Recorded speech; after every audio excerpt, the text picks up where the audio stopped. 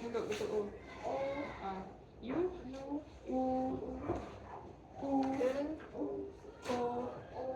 U. Okay. Kita mula dengan huruf D.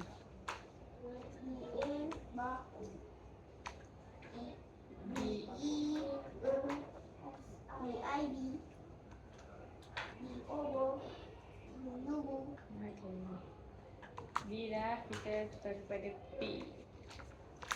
E A.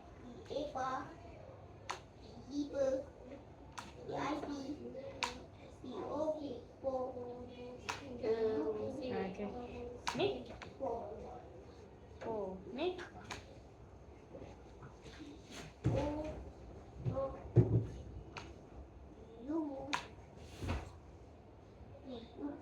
Okay, bagus. Sekarang untuk Hah?